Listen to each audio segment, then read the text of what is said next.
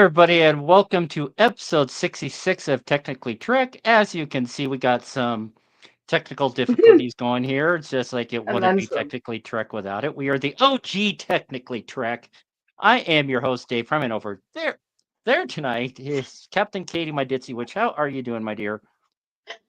I'm absolutely fantastic. Aside from the wake up call I had this morning, Oh, dear. that caused a complete and utter meltdown. I'm not gonna lie, but I am absolutely fantastic. Woo! I'm having a very exciting week. Yeah, I was like, just as long as the chesticles don't completely pop out, we'll be good. No, they're very secure. They're very secure today. But no, I do apologise for having the girls out live on air, but very warm. Well, The it's been weather very here is warm killing here. me. It's been very warm here in the Springs as well. It's saying today it's about a good 15-20 degrees cooler today than it has been the last couple of days, which is a nice welcome change. Sorry, grabbing a charging cable here. But yeah, just got a couple of little housekeeping news. It's been quite the week for me. And saying on Tuesday, I had another minor incident with my vehicle. I was found at fault and got my first moving violation in 35 years. Since I first was legal to drive, I got my first ticket. Hi, Jim. And saying so, yeah. So, and now here come the allergies. But yeah, so I got my peg, so to speak, was pulled with lift until they saw pictures to see that the car is fine. I can still drive. I can still drive again, so I'm making money there. But damn it, didn't think it would be this emotional. Mention is I've just been promoted to house manager of the senior living that I'm at. Or damn it, I did again, the Yay! sober living, not senior living, sober living. Even though I'm one of the oldest members in the house. Hey, I spent 2 years working for a senior housing referral agency. I'm so sorry, but first we're having technical difficulties and now we're struggling to brain and form words. It's gonna And be a night, people. and I now I just got a script written out. I'm reading the script and I said senior instead of sober living.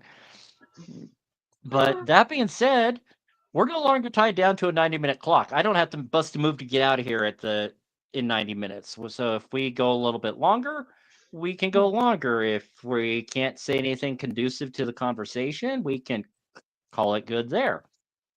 Same, but yeah, so that's going to be interesting. That means I'm going to have to move apartments to another unit, which right now has zero internet service. So got to talk to the ownership about either a trying to find some way of stringing along a coax from one end of the building to the other, which I'm just like, yeah, that's not going to be ideal. Someone just needs to take some snips and bam, I'm dead to rights.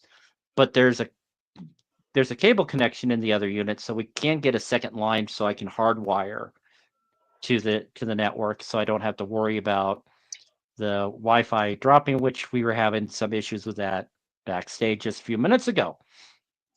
So yeah, so Yeah, there's that, the and day. the third thing, kind of what I was tying to a little bit is our parent show, Dangerous Thoughts. They were ready to go. They were ready to go live this month after 6 7 month hiatus since I think Christmas was the last episode that they've had, and saying there we finally got all the technical difficulties, all the hiccups, all that crap figured out and smoothed out, and got everything ready to go. And then the Lady Val, Manu Interimi's heterosexual life mate, had a heart attack.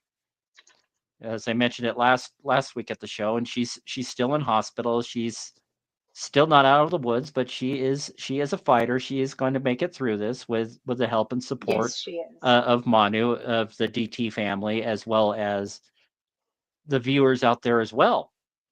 So there is a GoFundMe link at the bottom of the YouTube description below. They've got over $8,000 raised so far, but with her still being in the Wow. hospital, she could be in the hospital several more weeks possibly. So with the way the American healthcare system is, it's not going to be a cheap bill. Saying so, if you can donate $1, $10, $100,000, anything will help the Lady Val get through to her road to recovery.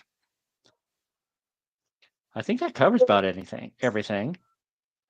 We're all sending our love and healing to the Lady Val, Sister Witch as well. So, well, saying so, it's time to dish about tonight's topic. For nearly 60 years, Star Trek has pushed a lot of boundaries, socially, religiously, politically. And one of those things that's really gained a lot of traction in the years past, especially with what's been going on with Discovery, is LGBT representation. We've had it kind of touched upon a little bit in previous series, but this with Colbert and Stamets, they really went full board with the first openly gay character, the first openly forgot Adria's sexuality. I just drew a total blank. non-binary. Non-binary, yeah. See, the first non-binary lead character, supporting character in any TV series. So it's been getting up there a little bit. So I say, just kind of, what are some of the more standout moments to you? What was off the mark? What made you just absolutely cringe? Saying the description below is available for anyone to join live in the conversation. Said you can pop in with your camera. If you're camera shy, you can have the camera off, but you can still keep your microphone on so we can talk to you live. We are, I think, one of the only, if not the only, Star Trek podcast that allows that kind of interaction. Most of everyone else, it's just all chat, which can get a little bit to catch up sometimes. But if you're feeling bold, if you're like bold Boimler, just like hop on that camera. But for the here and now, see, I am going to bring in two of our guests, Travis and Tyson, who are going to get married one of these days soon. How's it going, guys? Pretty good, pretty good. Just waiting for my husband over here to pop the question. Over Anyway, there. soon to be. I feel like we're doing the Other Brady side, Bunch. Tyson. Like, hi, Dave. Hi, Katie. Hi. Um, that's the way we all became the Brady. Anyway, Oh, yeah. dear. Unfortunately, Val had multiple heart attacks. She had to be resuscitated. And these aren't not all heart attacks end in the heart stopping. Her heart stopped for multiple minutes on the Yeah, it's just, original heart yeah, attack, the original, I think, was 20 minutes she was declared close dead. to 20 minutes. Yes, and then she's been on and off intubation where they took the breathing tube out. She was doing good, and then had another heart attack. Had to be resuscitated. Had to be reintubated. Ventilators are no joke, people. They are no fun. They are, especially if you have anxiety and when you wake up and you have this tube down your throat. And it's when you And breathe on your own, you choose when to inhale and when to exhale, and you have control over your breathing. When you're intubated, you don't have control over, it's breathing for you. So you may feel like inhaling, but your body may be telling you to inhale, but you're exhaling because the ventilator is forcing that. It's so unpleasant. You never ever want that. And in most cases, you're heavily sedated when they have to intubate you because it will, cause a panic attack. Um, but it's just I can't believe how strong both Val and Manu have been during this. For those who don't know, and I'm sure there's nobody here that doesn't know, but just in case you're popping in and you haven't seen this show before, Manu Intiraymi is an actor from Star Trek Voyager. He played Icheb, if you remember the Borg Icheb, the Borg youth. Friends with Seven of Nine, gave her his cortical node, was a Brenali who was designed as a weapon against the Borg. So if you loved Icheb in Star Trek, if you loved him in One Tree, he was in One Tree Hill. He was in several movies. And if you want to help support his lovely Val, you can go to his Facebook page, Manu Intiraymi, or his X page, formerly Twitter. The GoFundMe links are prominent on both of those. it's And of down in the YouTube description below here as Oh, well. good, good, wonderful. Yeah. And of And course, drop him a line. and is saying not a lot of people realize he is part of a hip hop group Clicktight, Yes. CLICTYT. He goes by the monkeyer of Mickey Sun, and Val actually has some lyrics in one of the tracks that they're releasing by the name of Dib, Yeah. and saying that that's on Manu's socials as well. So definitely check that out. And I actually gave a little plug for Clicktight to a peer coach for one of the former residents here. So it's like, you like hip hop? Check these guys out. And And just if I can cut in, I can't stand hip hop, but I absolutely love Clicktight. And I I was so yeah. surprised, but I cannot wait for new material to come out. I absolutely adore these guys, and they are such lovely people as well. And the things that they rap about are so true to society nowadays. And even though I don't really like that genre of music, a lot of their songs resonate with me, even if only little tiny little parts. And they are just amazing. So I just wanted to say that even if you're not a lover of hip hop like myself, still check them out. Definitely, and I have to agree with Katie. I listen to country music, which is probably the most antithetical to hip hop. That there, like, if anybody said what's the opposite of hip hop, you would say country. That's and I listen to country. Huge John Denver fan. Manu and I kind of bonded over that. But yes, I love hip hop so much that Manu and and I think Dave spoke to this in the opening. Manu and I do a show called Dangerous Thoughts with Manu and Tyson. And that's the show that's been on several years. It's the show that spun off this show that we're watching now. And it Yeah. was due to come back on the air. And, because of Val, of course, it's having to be postponed. But they spent something like $40,000 on the studio and the camera and the equipment. And so we're hoping to come back in another month or two, providing Val gets better. So we're looking forward to that. But before we get any further, Dave, I am so sleepy, and if I only had an energy drink, do you know of anybody that could help me out?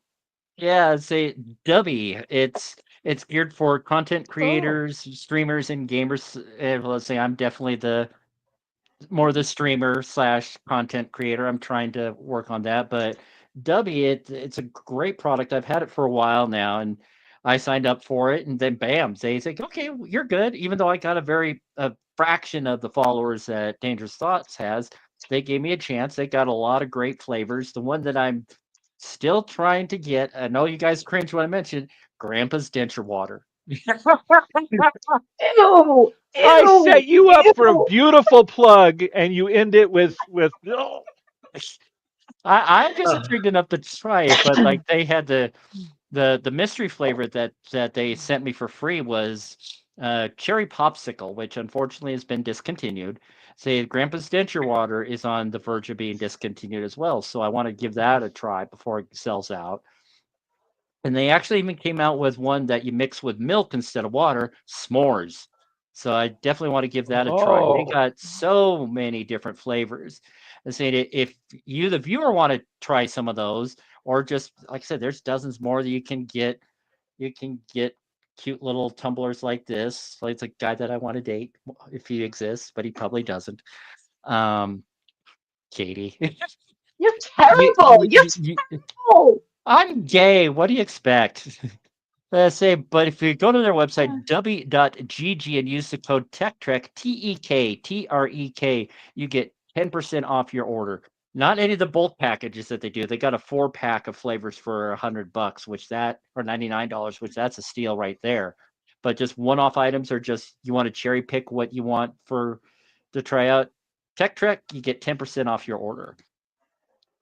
And I And think yeah, that is actually really good for the money as well. Because, I mean, even though I don't even take a sip of these drinks because of my insomnia, honestly, as a Yorkshire lass, I love a good bargain. And that is really good for the money. but oh, and I feel like Eeyore is kind of lethargic, and he's sitting right behind you there. And if he's it, lethargic, he could use a little bit of that. Because he's Guy. always so down. Yeah, he'd be bouncing on. He'd be bouncing There you around go. more Yeah. than kangaroo and rabbit This put is together. my Yeah. Eeyore hot water bottle. You give him a little bit of that W and he'll go from Eeyore to Tigger just like that. That's what you want. I I like have to that. Well, I somewhere. have to I don't remember know that for why. next time. But crap! I was just thinking of something else. Now I lost it. Yay for being blonde. But yeah, Sade. So we're talking about LGBT representation in Star Trek. It's like, of course, the big one from the last 30 years that always pop into mind was the image that I used for this episode, the episode Rejoined from Deep Space Nine, where Jadzia hooks up with the host of another of the Khan symbiote when years ago both Dax and Khan were together. And it was a big like foobar. You don't touch it. You say you don't reassociate yourself with past hosts because for that off chance that the romance may rekindle. And if anyone's familiar with the Trail Society, if you're caught doing that, you're essentially excommunicated. You're the last host for that symbiont. So there's a lot of responsibility to carry on that legacy. And they were on the verge of saying fuck society and get hooked, shacked up back together. And you had the first. Well, the original series had the first interracial kiss on network television. This was the first lesbian kiss in network television. And even back then, a lot of networks, a lot of TV stations did not air that episode because for fear that people would freak out, which Oh well, a here lot. let me tell you about people like that. Back in the '60s, when Shatner uh, um, and Michelle Nichols. Michelle had their first kiss, and then the first gay kiss, and then the first lesbian kiss. You know what? If that offends people, guess what? You have a remote control. You know how to turn the channel. There's no reason a whole fucking city can't watch it because you have a problem with it. If you don't want to see it, change the channel. How hard is that? Yeah, that is true. Yeah, they did associate, even though there was, I think that with Esri and Worf, that was just a fleeting moment. They were in a weird situation, then they rekindled it, but then they said, nope, can't do it, not going to do it, we're good. Then that just What kind of spun off on the Esri and Bashir dynamic. I have a They, question on hmm, that very thing. The symbiote, and I always get the Trill and the symbiote mixed up. So the symbiote is the worm, and the Trill is the humanoid. I'm correct. Yes. assuming okay. Let's say that uh, during the relationship that you were in love with the symbiote, right? The soul or the essence or whatever. And then next go around, you're actually in love with the Trill. You're like, I don't care about the Dax. I love Ezri. Before I loved Dax, the actual symbiote Dax, but now I'm in love with Ezri. Dax just happens to be inside of Ezri. Then is it okay because you're not in love with the Trill? You're in love, or you're not in love with the symbiote. You're in love with the Trill. And what if you were in love with the Trill before it got the host or before it got the symbiote? The slug. Then you have to call it off again. Well, that gets a little wibbly wobbly, I think. My It- wife Jadzia died. I met Esri. We fell in love. We got married, and then Esri got the Dax host. Now what am I supposed to do? Hmm. But it's actually a logical question for the Trail Society. But You would think I you guess would that think. begs to ask the question if Esri Tegan was an initiate when they first started dating, because I'm thinking that as an I love you, initiate, Jim. No, no, no. the initiate would probably have to start following the rules before they even get joined. Love me, love my slug. Is that what you mean? I Oh. love you, Jim. You are amazing. You are very welcome here every week. In the gay But community, we might say we're strictly dickly, but maybe in the symbiote community, they're smugly slugly. I don't know. I just whatever tickles your. I'm sorry, it's going to get gross in a minute, so I'll just stop right there. Let me say this Well, before we continue real quick and everything, just because it's Pride Month, and I don't want before Tyson leaves and stuff and everything else. I want to throw this out there. Reason why, Dave, you doing this, this particular topic at hand and stuff and everything else is because this month represents Pride Month, and Mhm.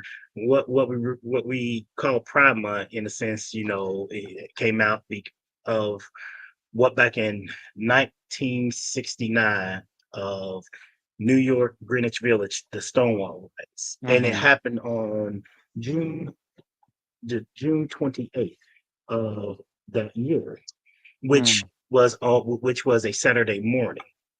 Now, you, I'm just parallels and stuff like that, but this Saturday marks the anniversary, because in a sense, of the Stonewall riots, because it's a Saturday. Saturday will be the 28th of this Mhm. year and stuff and everything else. They call it the Stonewall riots, the Stonewall uprising, the Stonewall rebellion, and all. It wasn't the first, LGBT fight back, uh, type of thing. But it was the start of gay movement here in the United States that spread across the not just the U.S. but around the world and stuff. But the first uprising, not uprising in the sense, but like the first movement and stuff of like here in the U.S. actually started in Baltimore in 1955. Mm.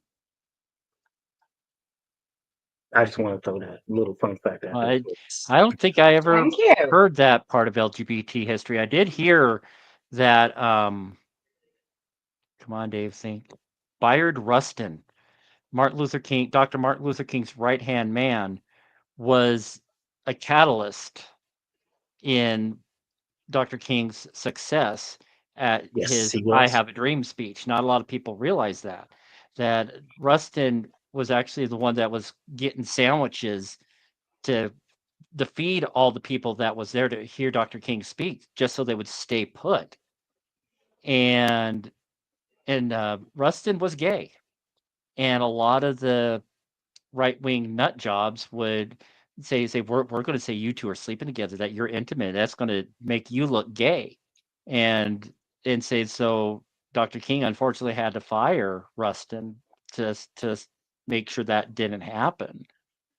And so that There are intersections, and we've talked about intersectionality before, where you can be gay, you can be black, you can be Jewish, you can be disabled, you can be all these things, and you may have intersections where Travis might identify as African American and gay and male and whatever religion, and I have a Catholic. disability, hard of hearing, fluent sign language. So, I've got a disability. I'm part of the LGBT community, identify as gay. So, we have intersectionality. And one of the things about diversity that has always, I guess, kind of hurt my heart, and maybe Travis could speak more to it than I could, is within the heterosexual Black community, there's a lot of animus towards the LGBT community. Mhm. Whether that's machismo or whatever you want to call that, it exists. And I guess, I've always had lots of black friends, but I guess what hurts my heart is, for one minority community to disparage another minority community rather than to lift each other up, to join forces, against um, the more powerful forces, within society. I like I always thought to myself, I've had black people call me the F word before, and I thought, you don't like being called the N word. Why would you call me the F word? Like, don't you know what that feels like? Why I mean, boy, if I were to say the N word, they'd, fists would be flying, but it's perfectly fine to call me the F word. How is that okay? Phil, Uh, welcome, Phil. How you doing? yes, yeah, yeah. Hello, I've been straight white listening guy. in. Your turn. Sorry, sorry, just playing. Oh, Speaking about this, not to get off subject and stuff and everything, we still on topic and everything else. I did hear something too that, like, within the, when Gene Roddenberry was creating, TNG and stuff, you know, uh, the character that LeVar Burton played, Geordie LaForge, he wanted it. He wanted him to be openly gay. This is just something that I'm not for sure.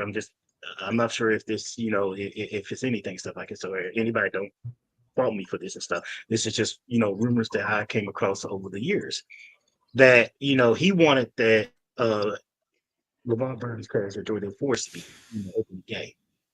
The network pushed out. They basically said absolutely not. No, absolutely. Going back to, what you was talking about. They talked about that. African American, about what James pointed out about, Brian Rustin, about, Martin Luther King and stuff and everything. Gene Roddenberry was a little ahead of his time in the 80s because he wanted a black character in a sense, stuff, but yet he got pushback, even though he was a white heterosexual male, he got pushback from, executives at the studio and stuff and everything else because they're like, no, no, no, and stuff and everything else, Unfortunately, he had a compromise and said, I guess, if I want to, keep the show, I want the show to, Did he freeze or did No, Hmm? no, we're I all here. freeze? Nobody froze. Yeah. It goes back to, what, Tyson and you were saying too, that and stuff and everything else, especially if we look at Trek and everything, the evolutionary, progress, and fun, and some, I wouldn't say missteps in the LGBTQ plus, representation in Star Trek, but it has come a long way with some, with some pushback because there are those progress doesn't happen without some people pushing back, you know. And those ones that actually push back on stuff like that are, as Tyson put it too, who see, oh, I can't have that. My kids see that, I gotta, I'm gonna have to write a letter to the, station, local station and stuff like that. I can't believe they air that and everything else because of some sort of, offensive, to them it's offensive to show something like that over the public airways. And for some reason, their remote control doesn't work, and they don't know how to change the channel. Right. So, Yes, They didn't have yeah. remote controls back in the '60s, so they had to get up well, out they of the could get up off couch. their ass and turn the channel. My point is, if it offends you, you don't have to watch it. Yeah. Lesbian porn is not something I tend to watch. So, if it were to come on TV, I would turn the channel, right? I wouldn't be writing the broadcasters. I'd just turn the channel and be okay, nope. Uh, but that you have the ability not to watch it. It's the same thing with gay marriage, right? All these protesters, I don't believe in gay marriage. Well, don't You get don't gay get one. married then. How hard is Exactly. that, right? It's I don't believe in straight marriages. I'm not getting married to a woman. But you don't see me out there protesting heterosexuals. Don't do what you don't want to do, but let others. Jeez, how hard is that? Live and let live. I I don't know. I don't understand why coexistence is so hard for some people. I'm not Jewish, but I have Jewish friends. I'm not Buddhist, but I have Buddhist friends. I'm not black, but I have black friends. Like, why can't we just be okay with that? I don't get it. Katie, sorry. I'm going to pontificate for another hour. No, that's fine. I just wanted to build on something that you said earlier. And meet Jem, everyone. Hey, Jim. Hello, Jim. Hello. Sorry, everybody knows how much I love my plushes. Star Trek from the off has always pushed boundaries and shown that, although difficult sometimes, coexistence, even when it doesn't seem like you have anything in common, is possible. And take the Vulcans and the Klingons, for example. They couldn't be two different races. They couldn't be as different if you tried.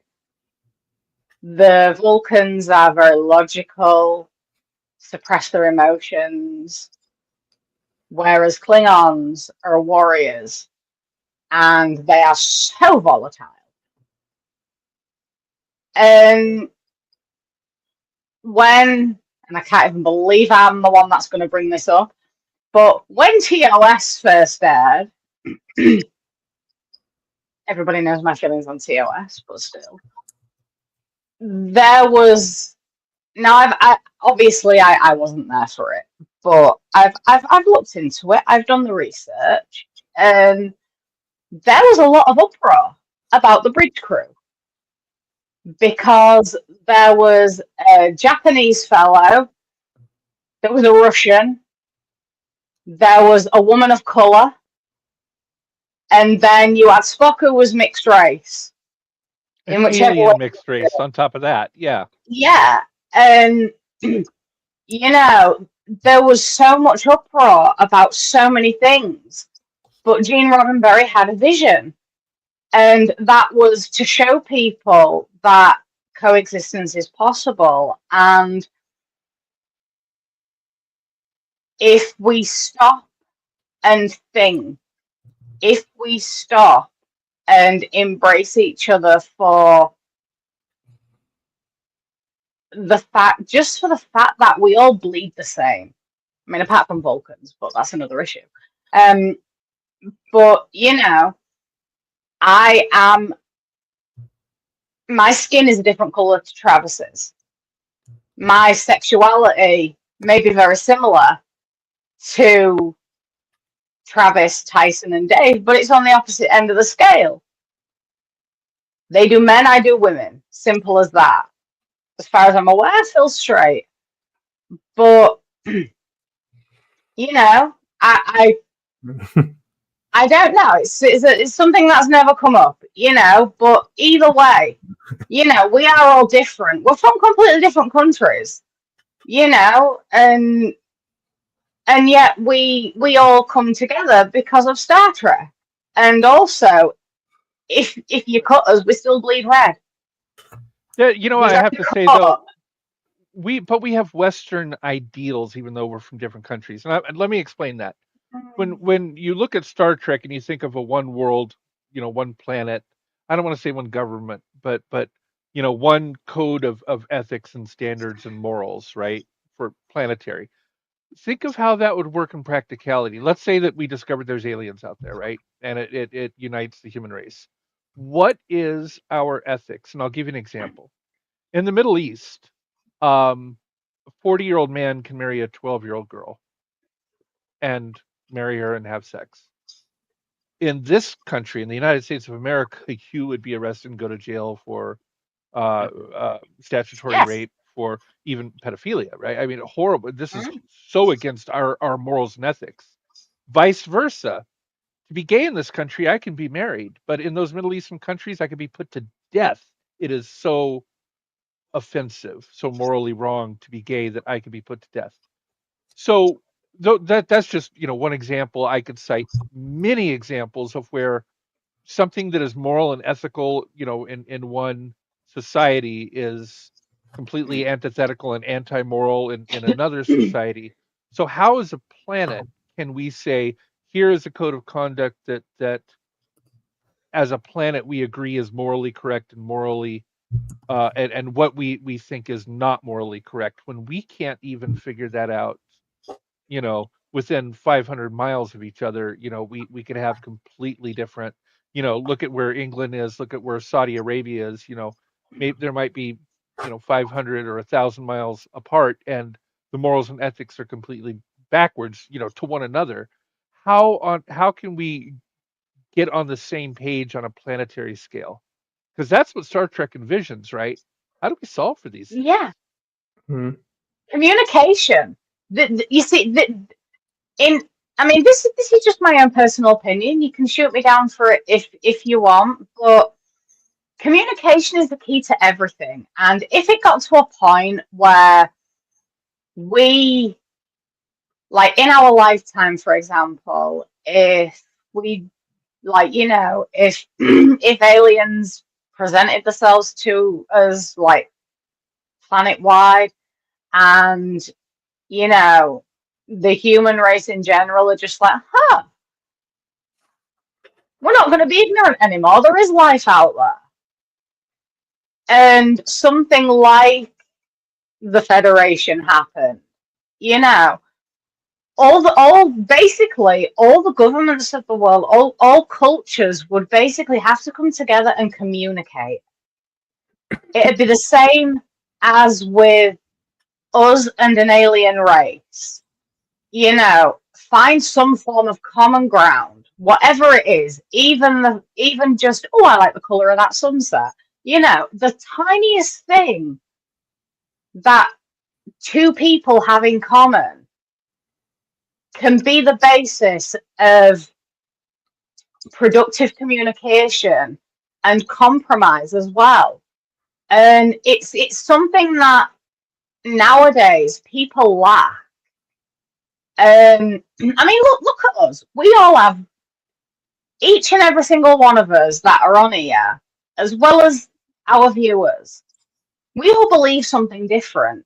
We may believe similar or the same on some things, but we each have our own beliefs, our own way of living our lives.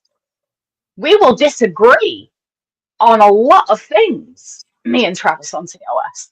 And you know, but we are still here. We will discuss it. We will put ourselves in each other's shoes. We will try to understand from that person's point of view. If we can't, we will respectfully agree to disagree. But we don't allow it to affect our friendship. And it's a very special thing, that. I mean, the amount of times that we've all been on here and we've had disagreements, or even back when it was Twitter Spaces, or even on, you know, the mother show, Dangerous Thoughts. We've disagreed. We've had heated discussions. And yet we walk away friends and family at the end of the day. You know, the one thing the whole world can agree on, I think, is Pringles and Dr. Pepper. Like, that's what we could rally and bring everybody together. Let's hear what Phil has to say, since he's Yes. For that, I just gotta point out that I did a little digging and found out that the first lesbian kiss was actually back in 1990 on 21 Jump Street on Fox of all networks. Oh, some Johnny Depp. I love me some Johnny Depp circa 1990. I thought there had been one in a soap opera in the 80s. I could be wrong, but I thought in the 80s they had depicted one and it did not go over well. And there was a TV show called Brothers in the 1980s. It was about gay men. It was not very popular. I did watch it because, you know, in the 80s, a gay show. It was one of the first. The bar they used to go to was called the Velvet Spike. Very cliche. You know, there was a lot of gay tropes in there. The gay people weren't like Will and Grace, where you fell in love with them and you loved their characters and you laughed along with them. In the sitcom Brothers, the gay people were laughed at, which was different. But you know, at least, you know, you saw gay things. If you get a chance to look up the American sitcom Brothers, you can, you know, maybe find an episode somewhere. But that was one of the first. Yeah. The first lesbian kiss on UK television was broadcast in 1974. Oh, wow. Well, Yeah, you people in the UK have always been ahead of us. Topless beaches and stuff like that. Although it wasn't until 1994 that a lesbian kiss was broadcast pre-Watershed, There goes the lag again. And that was on a broadcast pre-what? Pre-Watershed. I don't know what Watershed. Yeah, it's just a thing here. Basically, anything that's deemed as inappropriate or maybe cause some controversy, it's only aired after 9 p.m. Are you kidding me? Oh, okay. I was gonna say I watched Are You Being Served, and that was, I mean, that didn't even air on American television for a long time because it was so risque. I mean, Mrs. Slocum and her cat, let's just say. You know something, you know, guys, before DS9 showed the first, two, Star Trek, same-sex kiss between two females. Do you guys remember in TNG? It was in 1992. I believe it was March in 1992, because I remember this. There was a episode, The Outcast. That was one of the episodes that we were going to discuss tonight. So The Outcast, the Outcast Yeah. was interesting because it was I was they gonna bring played. that up. They didn't really say too much, but they played around. They played around with it, and it was ahead of its time and stuff. I was still freshly new, you know, in that way of discovering myself and everything. But I like how when you go back and you look at the episode and stuff, it really touches on some things too, that they they was put they was putting out there in the early 90s, We before tried. we started, Yeah. before a lot of things that we see now and everything that is talked about, casually and just you see on TV and everything else. But that's another little thing too that I noticed.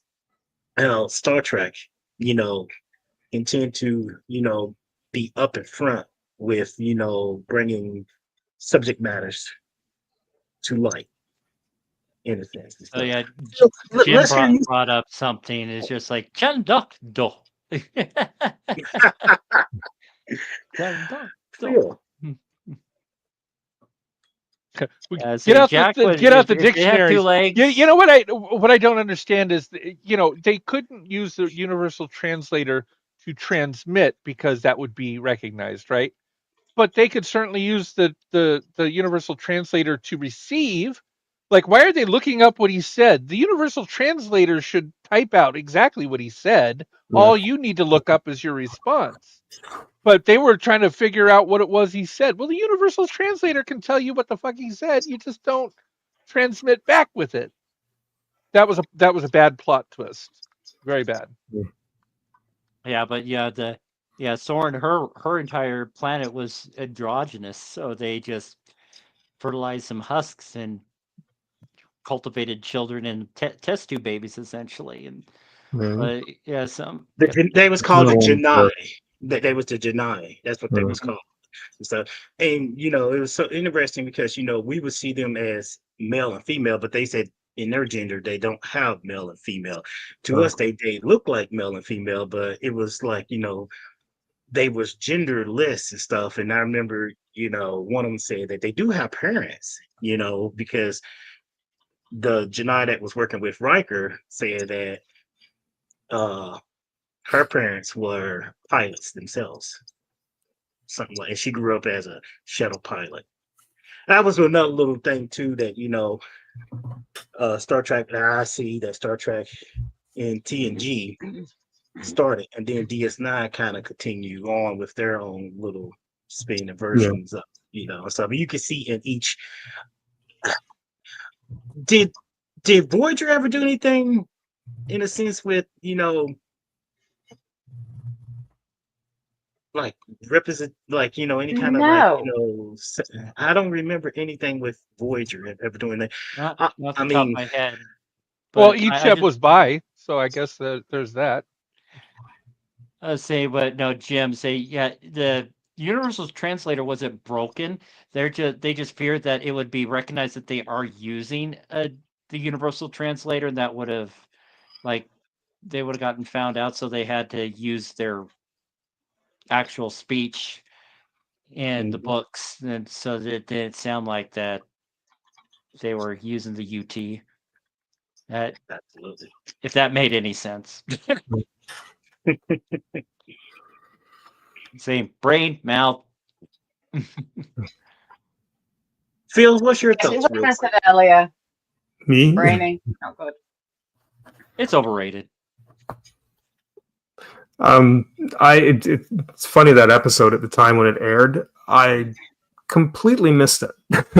I was in a completely different kind of mindset at that time, and at the theme of that, I was taking something completely different away from it. It wasn't until somebody told me later, but I am much to my embarrassment.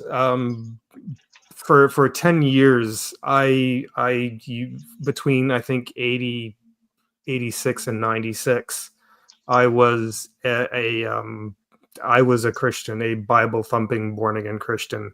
And to become that at like 17 years of age, it kind of messes with your head and you don't even realize it at that time. And my parents were not. That's the weird thing. This was just through friends and people I had met. And it was just, for some reason, I latched onto it, probably in the need of attention or something. But having been in that for 10 years, and understanding that mindset that people get into, it skews your view of the world, because at that point it's all about the religion kind of infects you. It's all about this universal God and the way he has set things. And if it's not that, somehow a lot of Christians taken on their responsibility of thinking that God is expecting them to speak out against it and to. Now the funny thing is that what I was involved in back in the, and I don't know if it's because I'm Canadian or the church that it was in or the time in the 80s, but Christianity at that time was very different than what it is now. Like now, what do you call it? This Americanized, what's the term they use for it today? Well, there's the evangelist type Christian, Yeah, the Southern yeah. Baptist, the Catholic, the Lutheran, It's the overall kind of Episcopalian. American. There's a term they use for it. I'm drawing a blank on it, but yeah, even with Lutheran, I actually had this conversation with my mother over the weekend. it'll come to me That later. there's the AAL and the ECLA. There's like two, even in the Lutheran Church. I mean, there's like staunchly conservative, anti-gay, which is the AAL. Then ECLA is more progressive, more liberal. They have openly gay ministers at their church and whatnot. Well, I'm kind of leaning more towards Unitarian Universalist as I've gotten older. But I was raised in the Church of Christ, an American Christian, and our faith was just to the Bible. In fact, right here, I have my mother's very old, very dusty, very worn Bible in which she, would highlight and write in and study, and it's and within the Bible, though, there's a lot of great text that I think people don't read to understand. People will often have a prejudice and then look for the Bible that speaks to that prejudice, and then they use that as a shield and say, I have the power to hate gay people because the Bible says in Leviticus 18:22, that, and they use it like a weapon as opposed to but that, you could go through God. Leviticus is full of, Katie, you have tattoos. That's against Leviticus.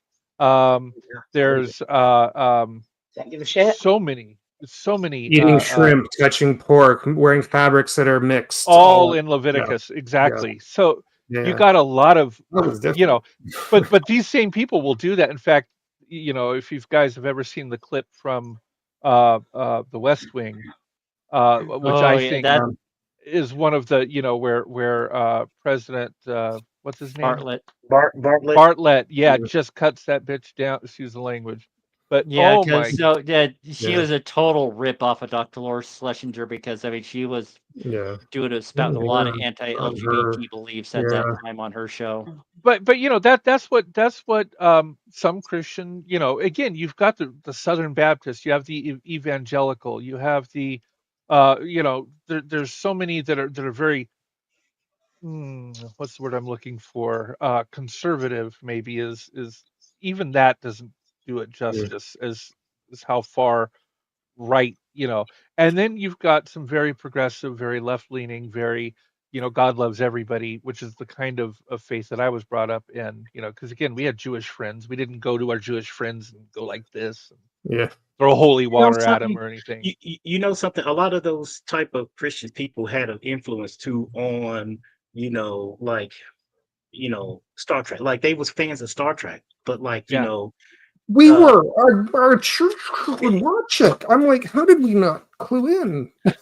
You look at these people of their faith and religion. They were fans of this science fiction show, Yeah. but yet when the science fiction show pushed boundaries such as TNG Outcast or Deep Space Nine, two females and stuff like that, it really made them so uncomfortable. Like Tyson said, just change the channel. I have to go. Tyson, Yeah, Bye, I guys. wish we could say more, Tyson. You can watch it when you from the I hour will. mark. I'm going to watch the rest of this later tonight. Yeah. Have a great day. Bye, guys. take care, buddy. Love you, darling. Bye. Take care. But it's one of those things where you don't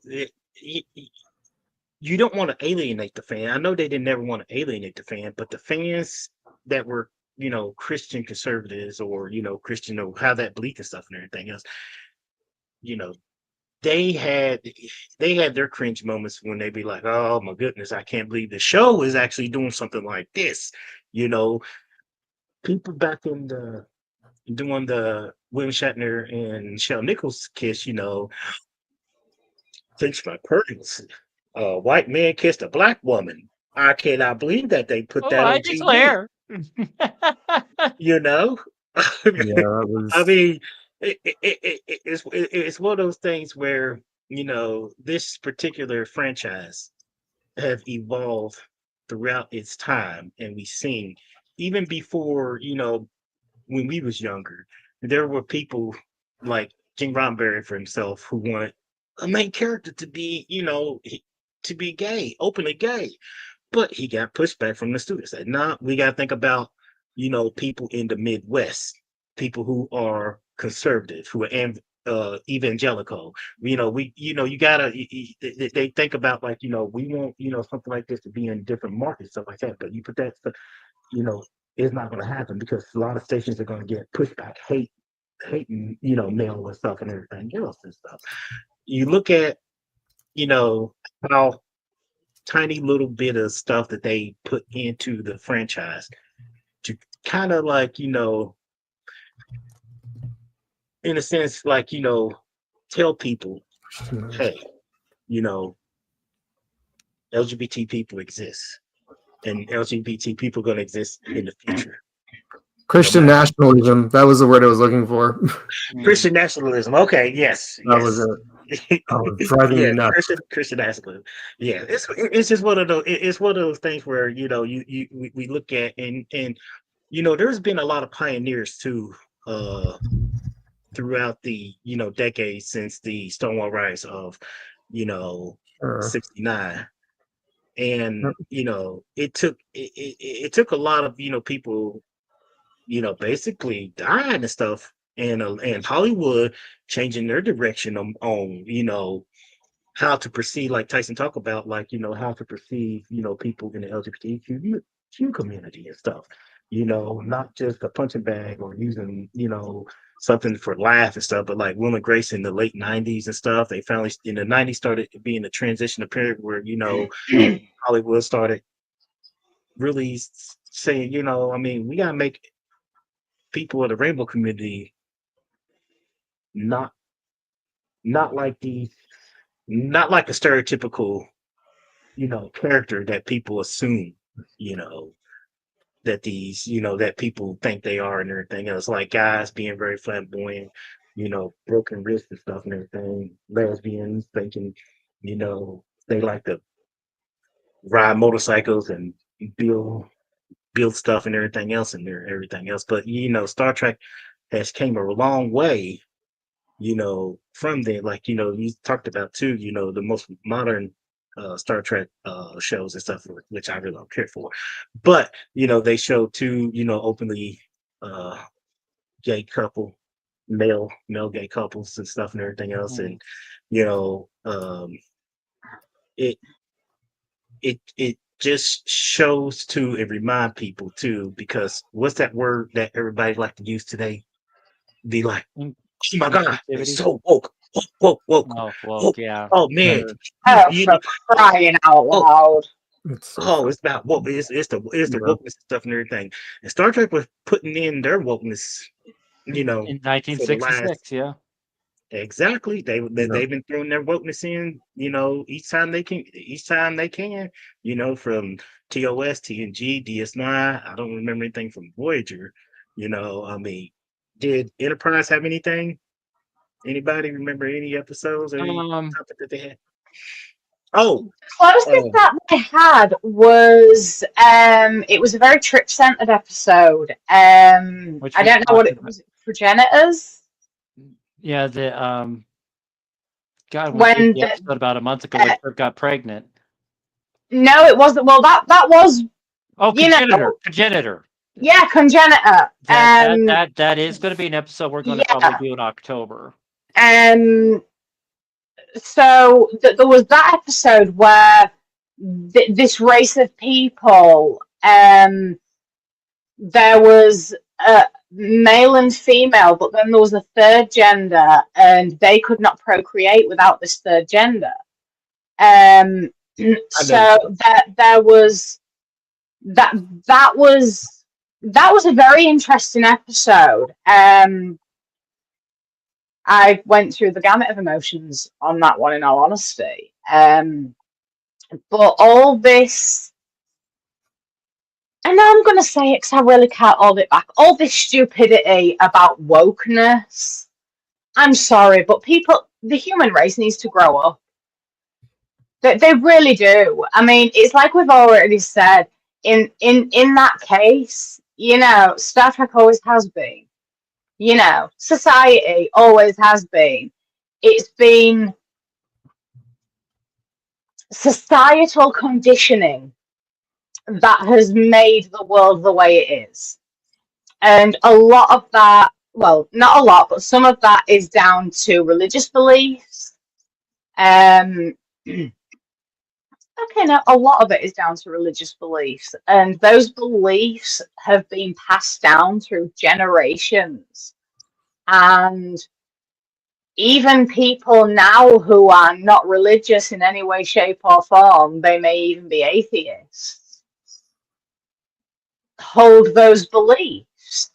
And it's very upsetting that the human race has got to this point, because it seems that in some ways we are devolving as a race. Because, I mean, perfect example, and I will just say this quickly, the witch trials. They were a horrific time. There was a literal witch hunt. And yet, some of these people, the majority of the people that were accused, almost 100%, in fact, were not in fact witches. They weren't even pagan.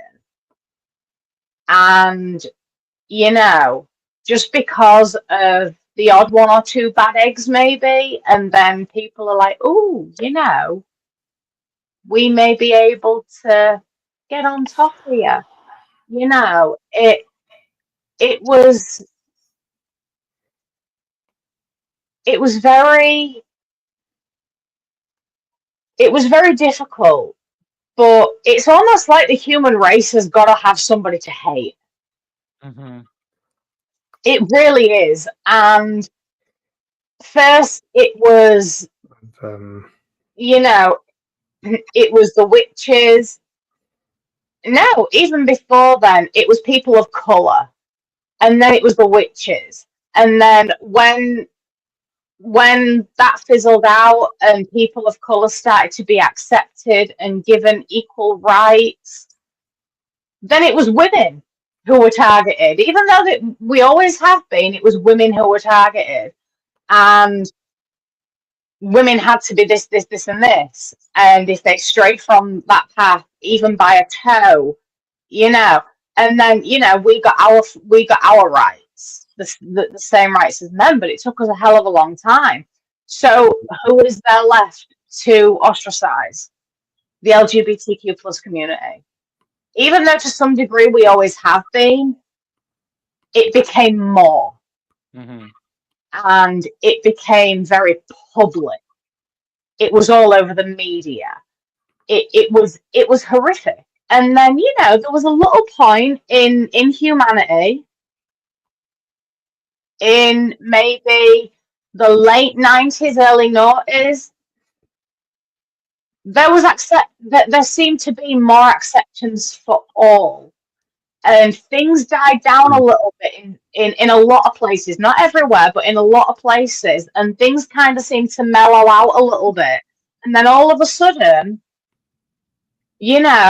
there's been highs in racism, homophobia, and xenophobia.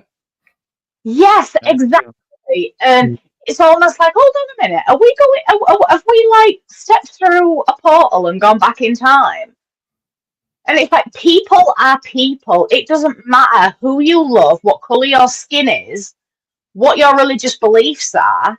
Just keep your nose out of other people's bloody business. And when it comes to watching things on TV and at the movies, I can't stand Justin Bieber, so I'm not going to go out of my way to listen to his music and then complain about it. Just be and let others be. And I'm sorry, you wanted to say something, Phil. Please do, please. Oh, two quick things. One is that I understand, like I said, having been through all that nonsense, I understand the mindset where they can't keep their mouths shut and they can't change. The other thing I wanted to say really quick, there's an amazing YouTube video on this. Do you know we were making more advancements for the LGBTQ community in the 70s than we did in the 80s? When the 80s came in, and things like satellite TV came in. Well, first of all, we Ronald Reagan came in, big Republican push, and now you had satellite TV that were pumping church services now to your TV every morning. There seemed to be this regression that took place. But if you look at a lot of things that were happening in television in the 70s, there was actually more. There was more progression being made, and then somehow it got pushed back in the 80s. We seem to regress as the country became more religious. One thing too on that field that kind of set things back tremendously for the rainbow community as a whole was the AIDS crisis. Yes. Yeah. And that didn't help matters at all. That fear in the AIDS crisis, because it popped up in New York City, and it was just discovered with gay man. It gave as you just point out, nationalists, the evangelical, it gave all the conservative people weaponized that ammunition to say this is God's punishment. This is why homosexuality is a sin. It literally gave them all the ammunition for their just cause of saying, we got to do something about this. We got to make sure we tap down on making people who are gay or lesbian seem normal. Even though here in the U.S., the American Association for Psychiatric, or whatever you want to say, they took off being homosexual out of a mental disorder back in the 70s. They was like, it's not a mental disorder, and stuff and everything else. Even though it's the psychiatrists now say it's not a mental disorder, stuff like that. But a lot of people in they had their fundamentals straight, because what is the word of God is in the Bible. There's no ifs about it. It's absolute. Just part of the history of AIDS. AIDS is not what was originally called back in '82. It was referred to as GRID, gay-related immune deficiency. Oh yeah. Even though I think I forgot about that. Yeah, same. But I think some of the early AIDS cases were actually straight individuals, but with the risky sexual practices of those in the LGBT community, it was amplified and said, so this is a gay disease. This is not a straight disease. Oh yeah. And as you was going on, Phil, the 70s did have a progression of, trying to get society saying, people of, the rainbow community is not bad. But then there's a tremendous setback when, basically what Dave just laid out about, the green, or as we know, AIDS at the time in the early 80s and Mhm. stuff and everything else. And, it took a good long while before, society finally caught up and be like, hey, guess what? Straight people can get, the disease as well, and, before they, screen for blood, blood screening and stuff, Hmm. needles and stuff like that and everything. But, we couldn't waste way off subject at hand stuff. But, Yeah, when it well, it's comes to, technically tracked, but yeah, we need to get back on but track. when it, See, but Jim brought up a couple of interesting things earlier, asking if we've seen Stargate Renegades, which I have. I've watched it a few times. I never seen that. Oh, it's on Neither YouTube. have I, in all honesty. It's really good. I mean, Icheb is Manu's in it, so he's been Starfleet turned him more into a weapon. He's got more Borgified stuff. He's got like a photon cannon that he can make out of his arm, but it's really good, and it's got Pavel Chekhov in it as an admiral, and then there's a follow up, Requiem, which is also another good fan production, but that just kind of gets put to the wayside. I mean, Tim Russ is in it. Nichelle Nichols, I believe, she's in it too, and say God rest her soul. But kind of tying to what we were talking earlier, Dr. King, when I was talking about Dr. King, he talked Nichelle Nichols, into staying on Star Trek because she was representing part of that diversity that was lacking on network television back then. And then, of course, Whoopi Goldberg, she was heavily influenced into acting because of Nichelle as well, because she's like, Mom, there's a black lady on TV and she ain't no maid. Yeah. I remember that. Yeah. Yeah, but I also remember just like when Whoopi asked to get a role on Star Trek: The Next Generation, everyone thought she was kidding, but she's like, "No, I am dead serious." Yeah, she's big. Yeah. And I love Guinan. I love Whoopi Goldberg's character in Trek. She is. I mean, I love Whoopi Goldberg anyway. I think she is amazing. She is very outspoken. She does not give a crap. I'd love to go for a cup of tea with her sometime, or even a drink, a night out, whatever, because, I absolutely adore the woman, but I also adore Guinan.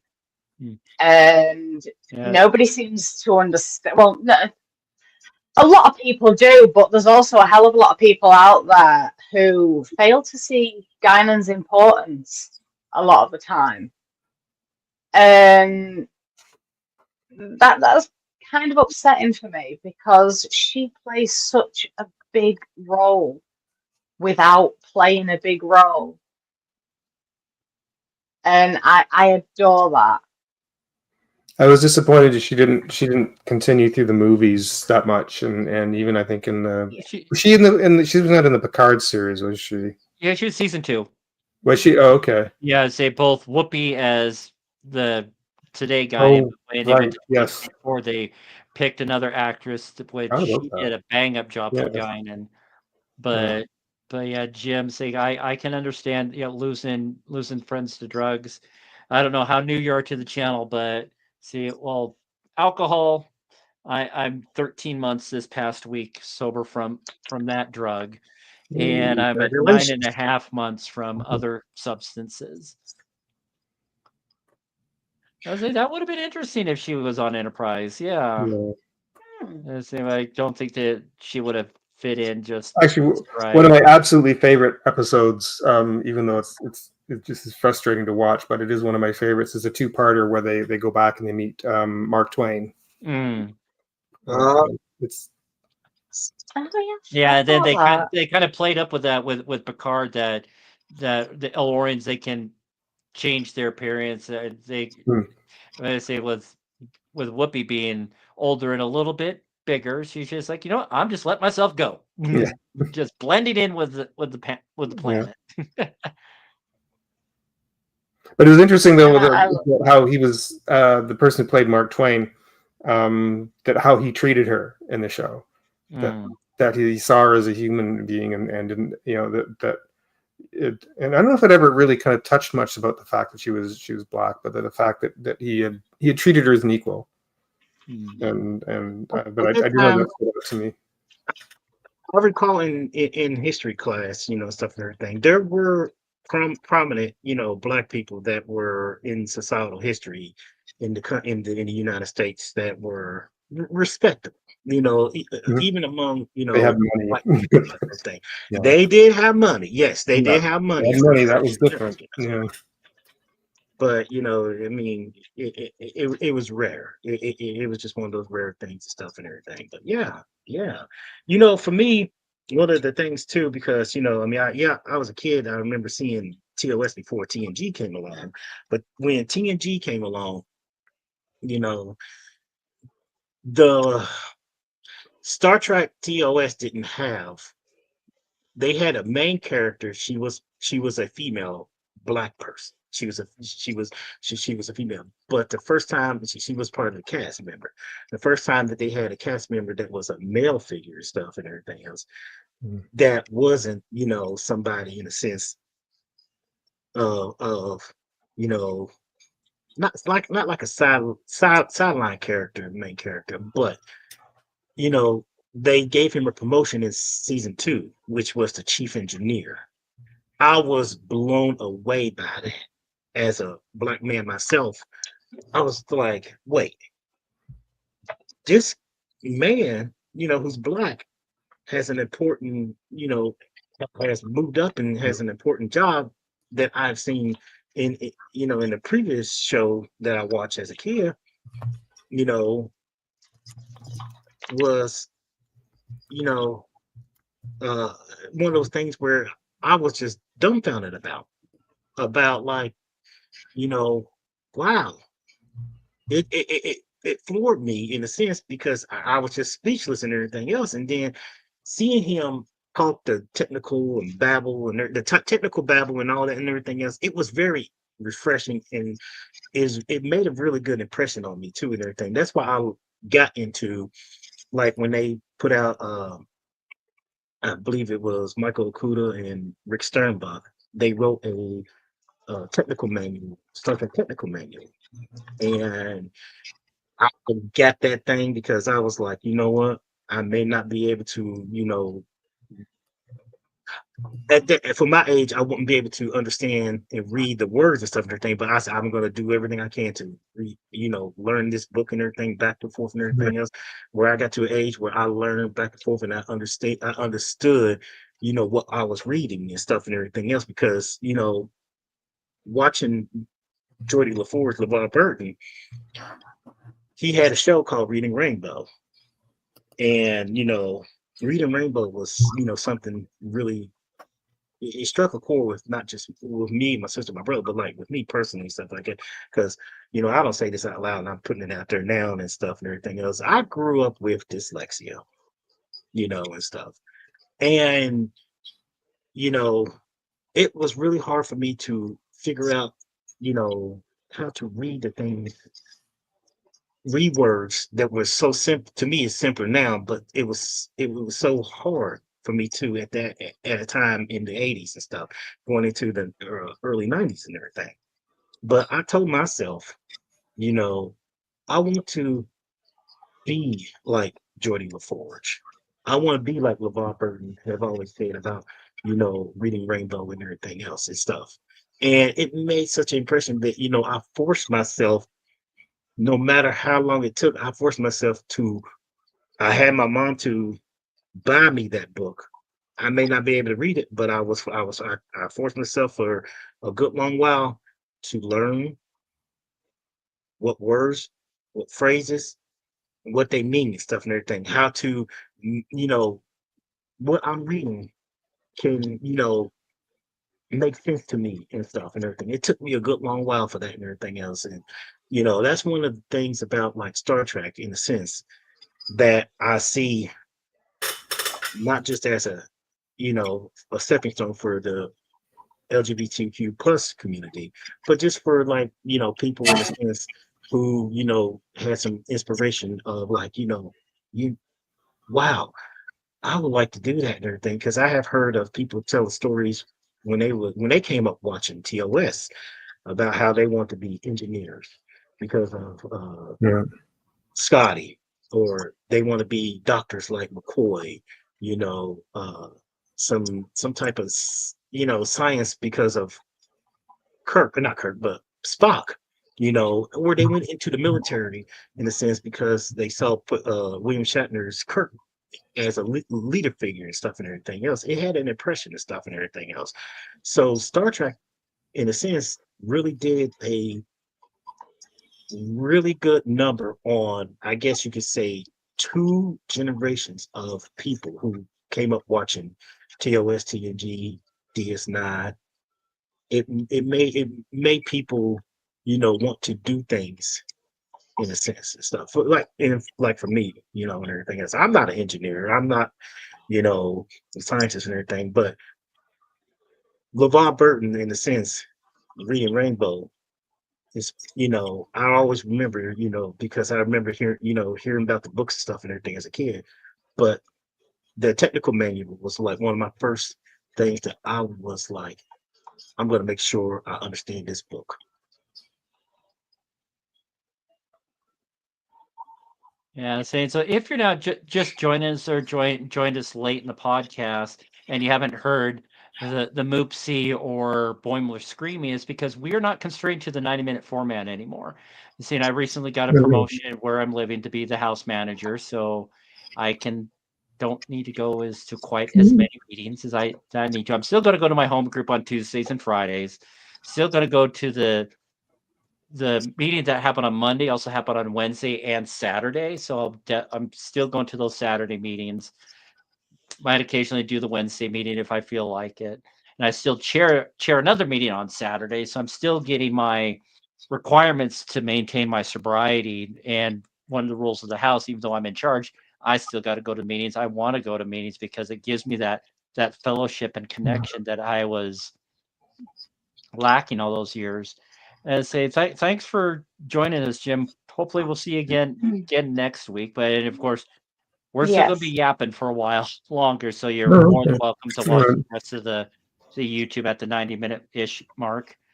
And say, but yeah, that is awesome. 22 years of sobriety off of heroin. That is a nasty drug. Quite a few people that are in my AA rooms. I also occasionally go to CA rooms. See, I still need to go to a CA meeting to get my 9-month chip. So it's Pride Month. I had other commitments and just whatever. But yeah, same. Two individuals that regularly attend those meetings. They're going to be moving to Ecuador here by the end of the year. So want to hang out with them as much as I can while they're still here in town. But yeah, there's still a couple of prominent episodes that we haven't touched base on. Saying staying on the DS9 reign a little bit is say some people wince at it, other people think it's freaking hilarious. But Profit and Lace, when Quark gets a sex change operation, Yep. to try and convince Ilva to vote for Zek to stay in power as Grand Nagus, and say that it's got it. Yeah, I love that. It's got its good bits and bad bits to it, but overall, I mean, it was a good episode. It definitely humanized Quark a little bit.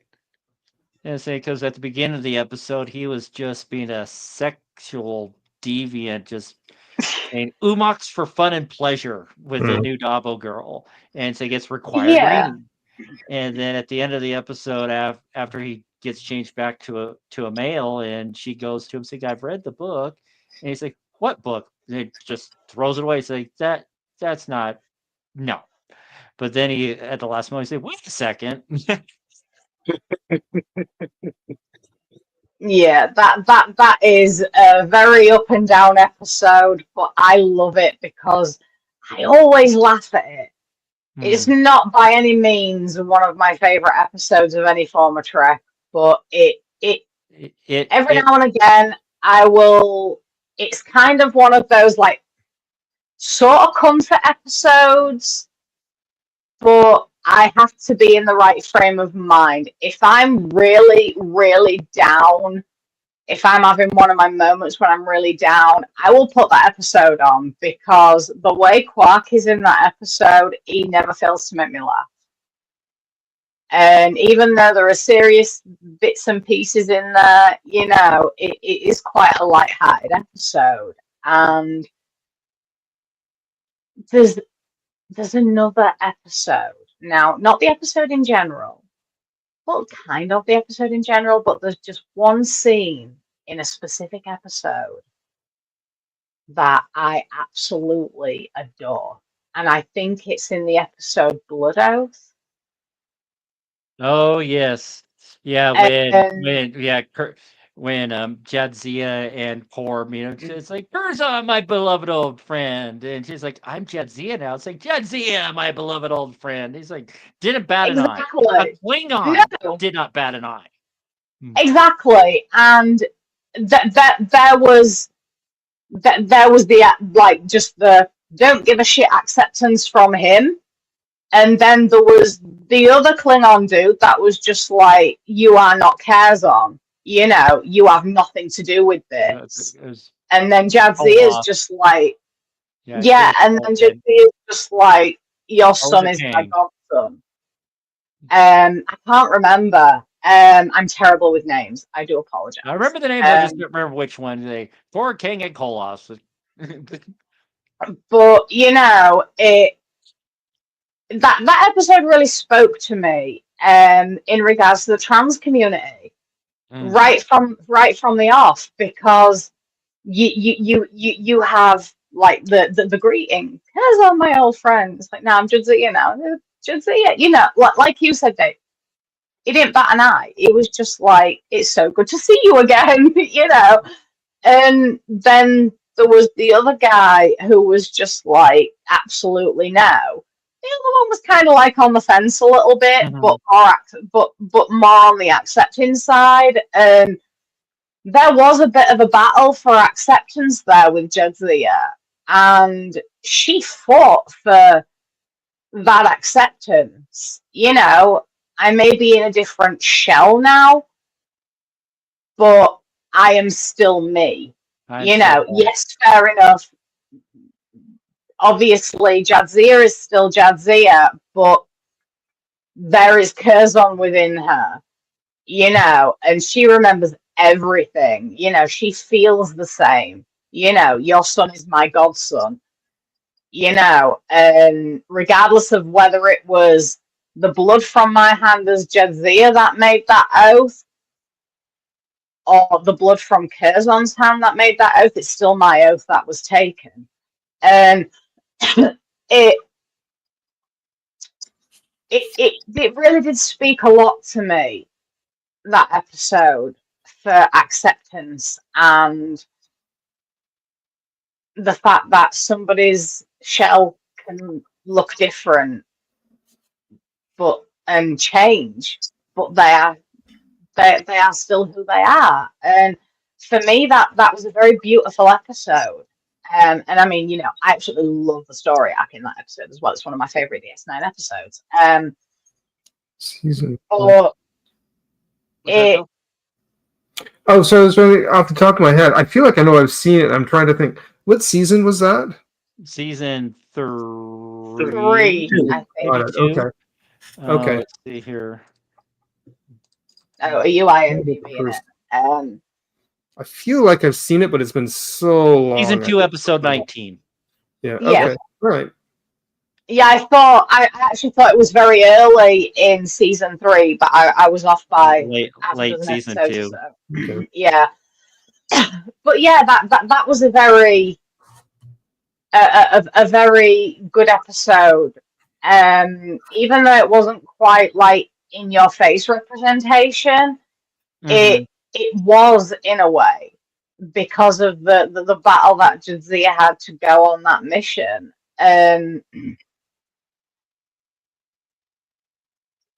Yeah, it's kind of like kind of a a little twist, saying is her earliest like connection with the Klingon culture. Then later in season, she's dating Worf, but it Well, kind of yeah. it mirrors a lot of the what she's going through with the Blood Oath, with what Worf went through with his discommodation, his feud with Duras and all that. And so he had Yeah. to toe that line between Klingon culture and Federation policy, and then Jadzia is doing the exact same thing. And of course, Cisco wasn't as tolerant as Picard was. I mean, Picard finally at a certain point did put his foot down, but Cisco, especially when Kern came to the station and wanting Worf to kill him because of what was going on in season 4, saying Cisco definitely wasn't having any of that. Say, leave your shit in your quarters. Do not bring it out. Oh yeah. I mean, a You lot know, of people hate. Oh, sorry. Go on, Phil. I was gonna say I have mixed feelings about that. You know, it was if you know Kern asked Worf to do that, and they did it on a Bajoran station that's for the Federal, you know, that Starfleet is running and Yeah. stuff and everything. They should have did it away from the station, not in Federation or Bajoran space and stuff and everything. Just to me, that little technicality. I mean, if he really wanted to honor his brother stuff and everything, they would do that. But I'm like that. To me, that was more Klingon for him to ask and stuff like that. But then when the whole thing about him getting his memory wiped and all that and other stuff and blah blah blah. I'm like, I mean, there could have been a way around. It'd be like, okay, you can't do it. To me, it'd been like, Cisco, you can't do it on the station, but what you do outside of Federation space or Bajoran space, what we don't know, it's not going to. It's your and your brother's cultural ritual, you know, business and stuff and everything. I'm just saying that's in a way of like you could say legal way of justifying Worf killing his brother, and stuff and everything without him saying, oh, he murdered his brother, but he did it for he did something that his culture seemed to say it was okay to, and it wasn't in violation of anybody's territorial laws. Yeah. But go ahead, Katie. See, I'm sorry. What was you gonna say? Oh, me or No. Katie?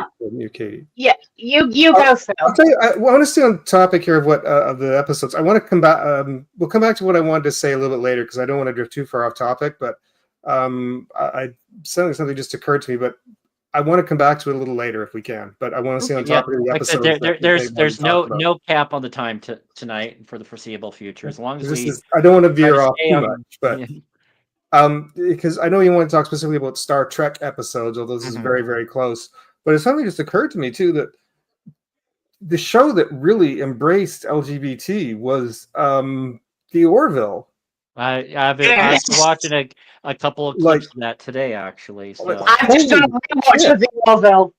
Yeah. I've just binge watched the entire thing. I want to rewatch it again. I was blown away watching that the subjects that they tackled. Apparently, some of the scripts were originally stuff that was meant for Star Trek that they couldn't really do, and that they had them and went, let's put them in this. We can now.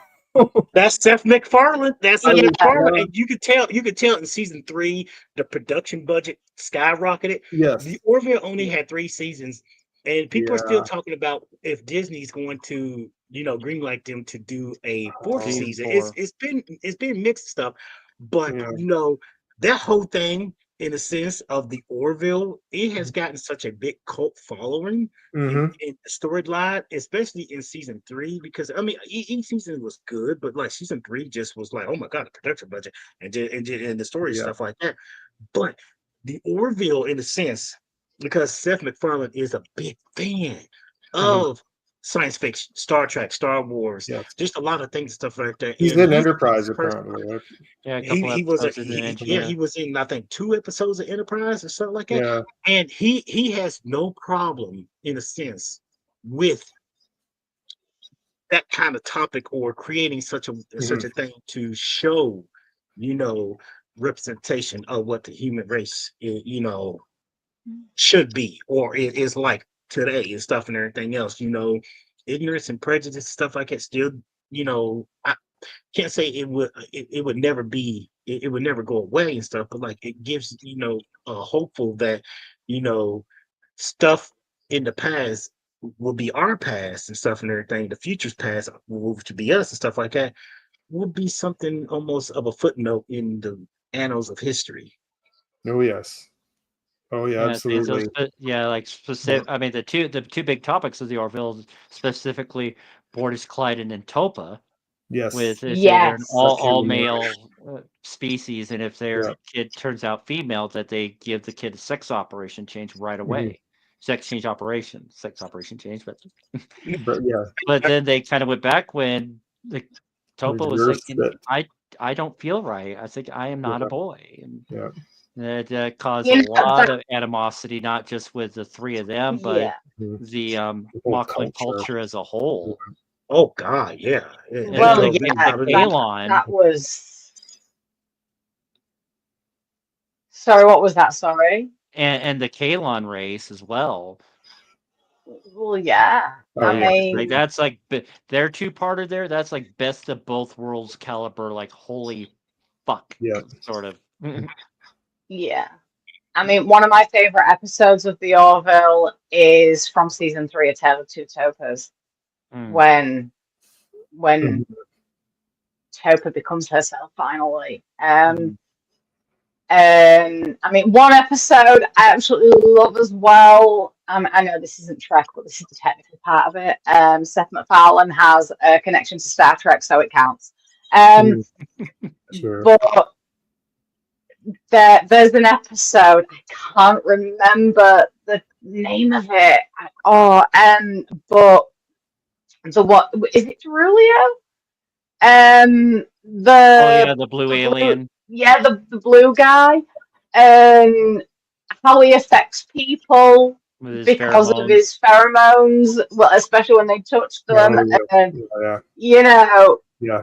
even the captain ends Forgot up about having that. it with him. You know, Goffet gets Mhm. giggity with Dr. Claire. yeah, you know, it's just like it was such a funny episode, the way that they were acting like horny adolescents, you know, but it, in a way, it was just so nice because nobody batted an eyelid at the, you know, like, yeah, all right, the captain was Ed Mercer, that's it. Ed was more freaked out about the fact that he didn't know why he was feeling like this. He didn't bat an eye about sleeping with the guy. He was just like, well, where's this come from? I hate that guy. He ruined my marriage. Right. Yeah. You know, but he didn't bat an eye about sleeping with him. It was just like, you know, you could have told us about this before. It's the And, future, like, the cultural change, right? It's yeah. Yeah, and it, like, the Orville for me is you know, it's a unique entity. Mhm. I mean, Star Trek is a unique entity. It is. And I know that people hate a lot on Discovery, but I mean, this is just me, myself, and I. Everybody here knows how I watch things, how I read things. When I watch something, I watch it so deep, and I look into the psychology of it all. And you know, I actually quite like Discovery for the deep dives that they do. Even though sometimes they do it really subtle, they do a lot of deep dives in the psychology department. And they have so much representation there. Yes, they definitely did. It's beautiful to see, but it's like, I mean, don't get me wrong, I can't stand Anthony Rapp, I can't, and I can't stand his character in Discovery neither. He really does my boxing. He really does. Every time he comes on screen, I want to backhand him with a wet fish. But his relationship with Hugh, you know, their relationship is quite beautiful. You can see how much they love each other, but they're not all over each other all the time. They, you know, they just be. Yeah, fair enough. You see them argue, you might see them snuggle or kiss on the odd occasion, but 99% of the time, they just be. And it's very relaxed representation. And that's one of the reasons I like Discovery so much, is that regardless of what representation it is, it's very relaxed and it's just how it is. And some really deep issues are brought up as well. And it's very fluid in that sense. And I as much as I can't stand Paul, I love Hugh. You know, but their relationship is beautiful. And nobody bats an eye. Again, you know, just like nobody bats an eye on the Orville. And there are very few. And now, you know, this is one thing I love about Trek. What I've always loved about Trek, even when I hated Star Trek because of TOS. But one thing I've always loved and respected about Star Trek is the boundary pushing. You know, having this group of people on the bridge of the flagship of the Federation, and nobody bats an eye. It just is. People just be. You know, he's not seen for being Russian. She's not seen for being a woman of color. You know, it's yeah, exactly. They are individual entities that are judged for who they are, not what they are, not for the color of their skin, what language they speak. You know, that is the vision that Gene Roddenberry had.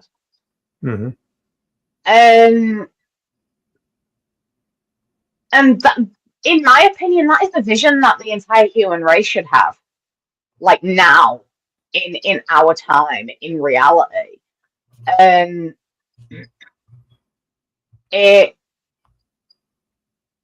don't know. I think that people stereotype a lot as well. And that's one thing that really pushes my buttons, and not in a good way, unfortunately. But stereotyping is wrong on so many levels.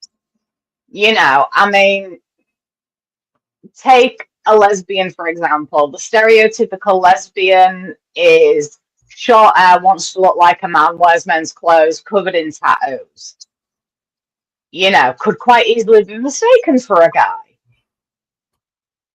But could you mistake me for a guy? You know, this is what I mean by I've been told so much, you don't look like a lesbian. Oh, well, you don't look like a human. You know, one of my former bosses, when I came out to her and her son at the candy store I was working at, she just looked at me. It's like, you're gay? It's like, yeah. It's like, I just thought you were a nerd. And at that moment, and her son just did a double face palm, and I was like, oh fuck. And I love that. I went to him later and said, are you okay? Are you okay? Cool. Say, oh yeah, you're fine. I got a lot of gay friends in school. I just can't believe my mother said that. because in my defense, going to marketing in high school and whatnot, they say when I was going to apply for an assistant manager position for that job, I looked at the dress code: black slacks, white polo. So that's what I wore when I picked up the application. That's what I wore when I returned the application a day or two later. That's what I wore to the interview. Hmm. And say, so that's all she ever seen me dress in. She never had like good looking shirts and regular khakis or anything like that. Just so she gave that preconceived notion that I was just a nerd because of the way I dressed. Yeah, Now, and that is stereotypical. what the heck? Yeah, I mean, I've been told I don't look like a lesbian, I don't look like a nerd, that I don't look like this, I look like that. And I've been called some awful things in my time. And one of the things across here, to like, not so much now, but in like 10, 15 years ago, an insult to call a lesbian was a lemon. I don't know where that came from. To this day, I don't know where it came from. But do you know once somebody shouted at me and I was in a really bitchy mood that day. And I was in one of my extra do not give a crap moods.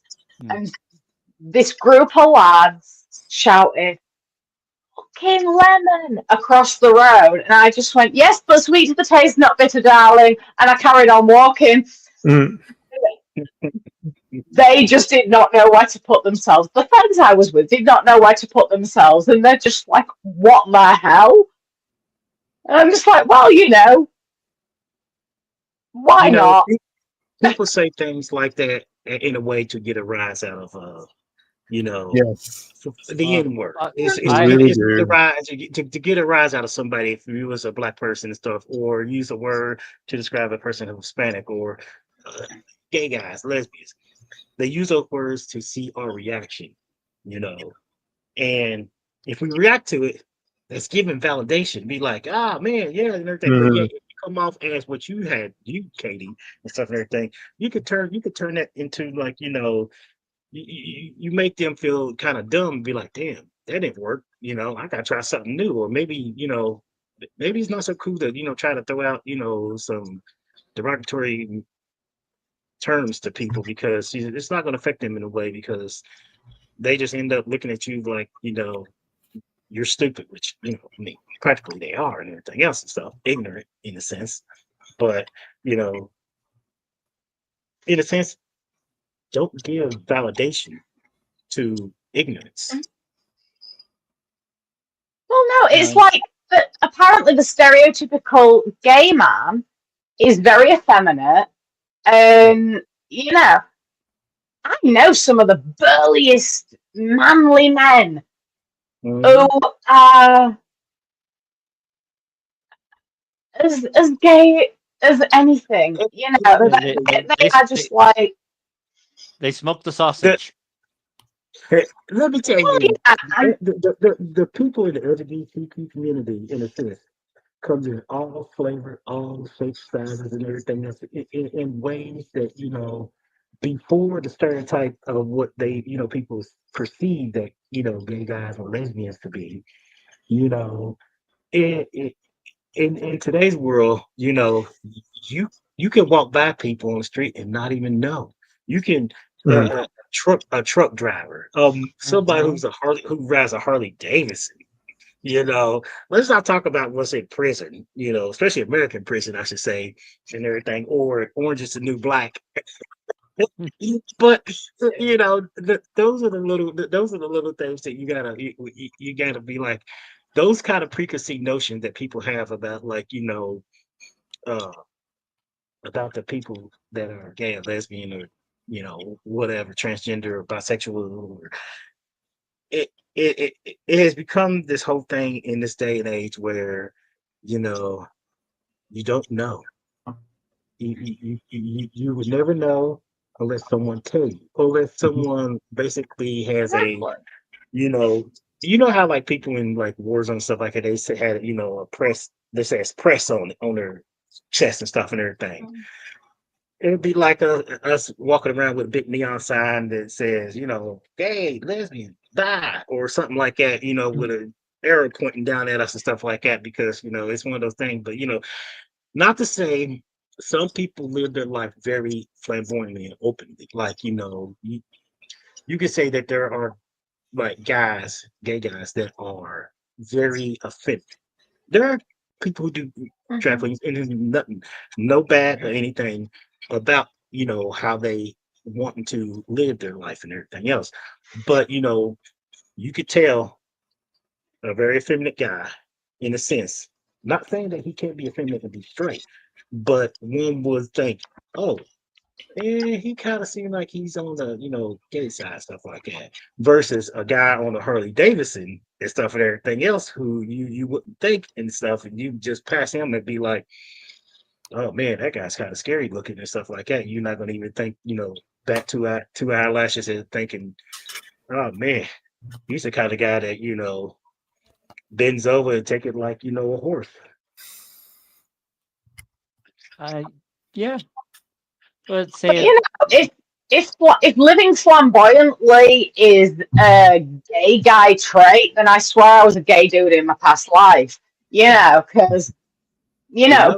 but there is a British comedian called Michael McIntyre, and I swear he is as camp as a campsite.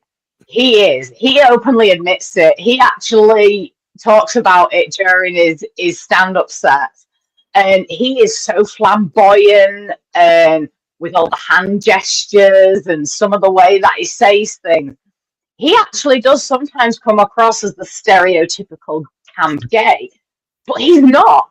He is straight, married, kids, but a lot of people actually believe that he is a gay man. But he isn't, don't get me wrong, he is so funny. And he actually makes fun of himself because of it. He was saying that one of his boys, I can't remember which one it is, but one of his boys said something to him, and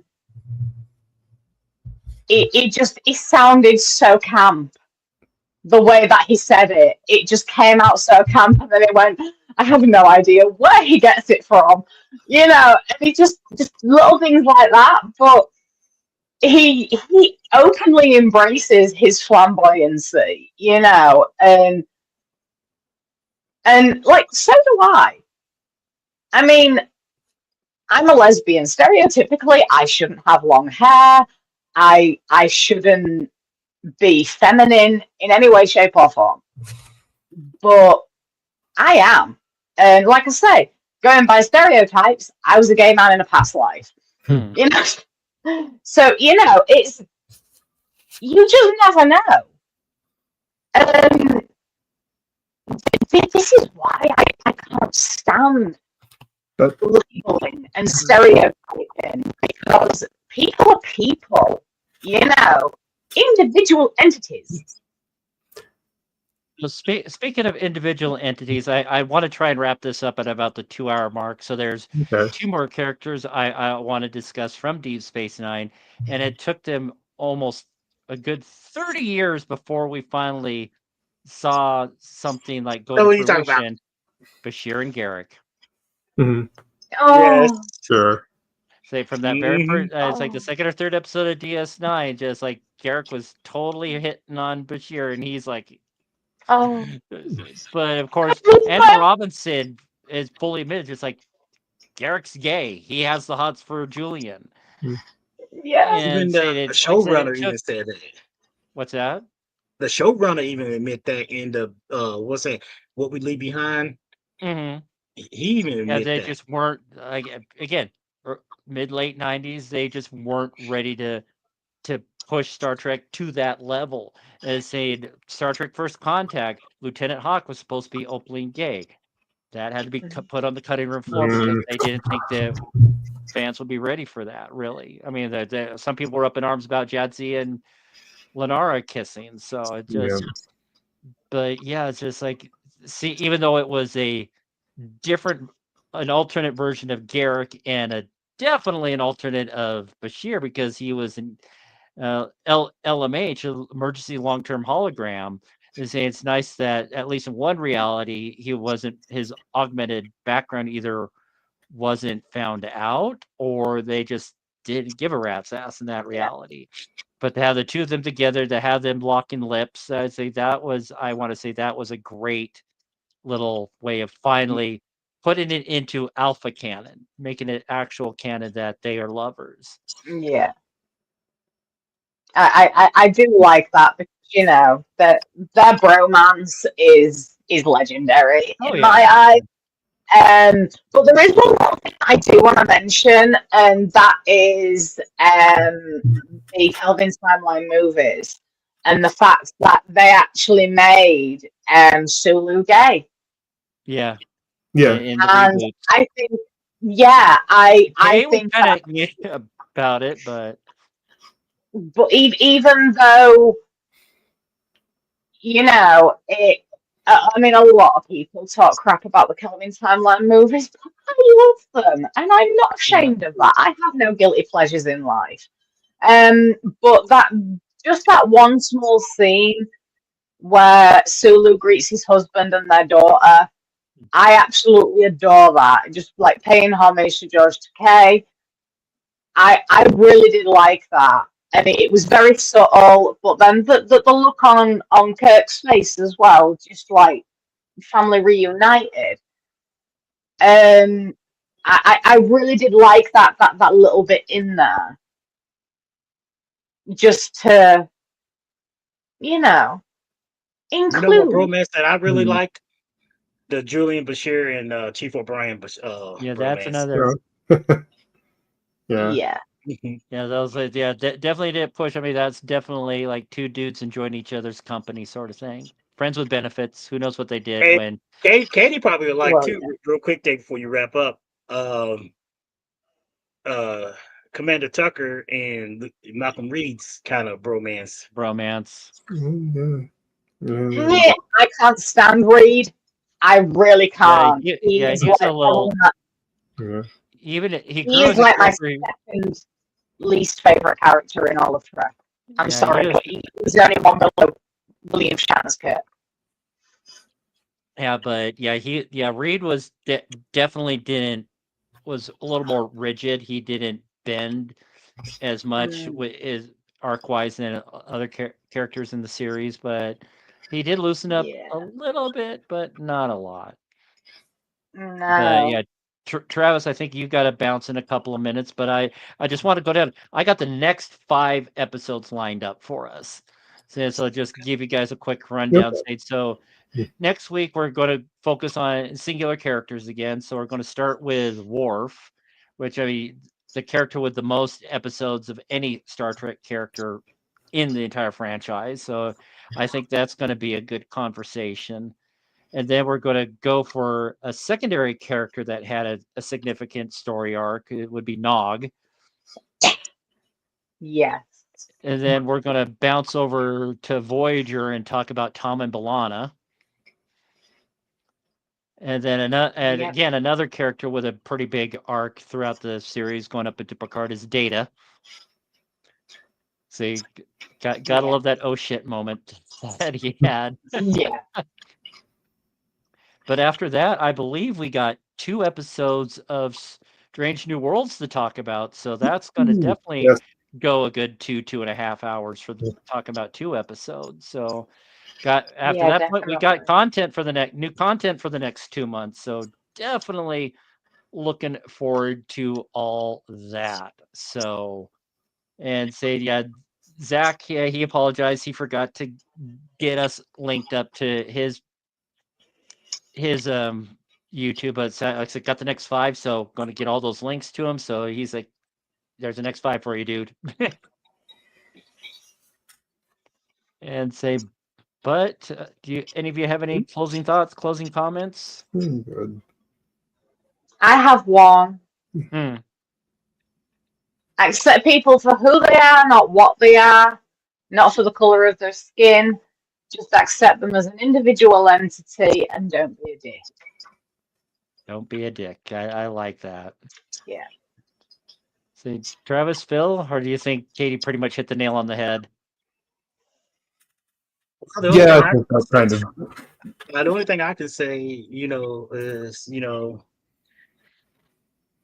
pride isn't just something that, we celebrate in the sense of being people in the LGBT community. Just be prideful of just being a decent human being. You know, Mm. pride should stand for just being, you know, nice to one another.